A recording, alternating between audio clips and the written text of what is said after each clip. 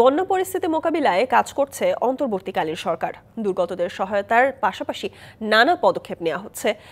পরিবেশ, বন ও জলবায়ু উপদেষ্টা বলেছেন, আন্তর্জাতিক আইন অনুযায়ী উজানের দেশ হিসেবে পানি ছাড়ার আগে ভারতের বাংলাদেশকে জানানোর কথা থাকলেও সেটি করা হয়নি।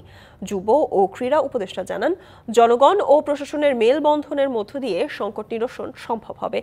বন্যা দুর্গত মানুষের কষ্ট লাঘবে দ্রুত পদক্ষেপ নেওয়া হচ্ছে বলেও জানিয়েছেন চট্টগ্রাম বিষয়ক মন্ত্রণালয়ের উপদেষ্টা। শুক্রবার দুপুরে হবিগঞ্জের মশাজান এলাকায় খোয়াই নদীর পানি পরিদর্শনে যান পরিবেশ, বন ও জলবায়ু উপদেষ্টা সৈয়দা রিজওয়ানা হাসান।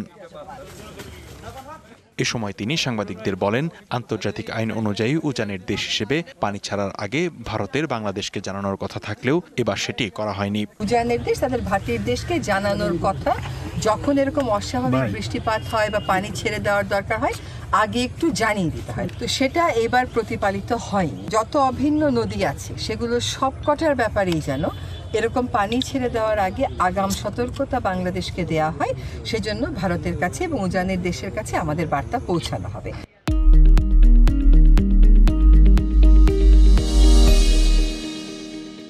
এ সময় তিনি আরো বলেন, নদী দখলদারদের বিরুদ্ধে ধারাবাহিকভাবে অভিযান চালানো হবে। তাদের তো অনেক বড় বড় স্থাপনা, কাজে সেখানে কর্মপরিকল্পনার ভিত্তিতে অভিযান হতে হবে।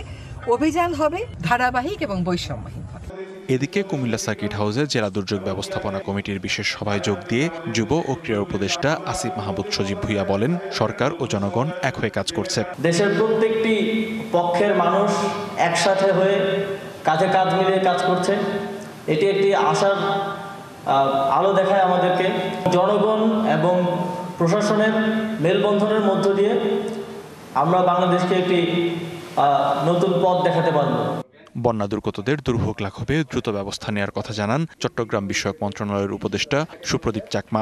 সকালে খাগড়াছড়িতে জেলা প্রশাসকের সম্মেলন কক্ষে মত বিনিময়ে তিনি কথা বলেন। লিখনকান্তি ভৌমিক, ডিবিসি নিউজ ডেস্ক।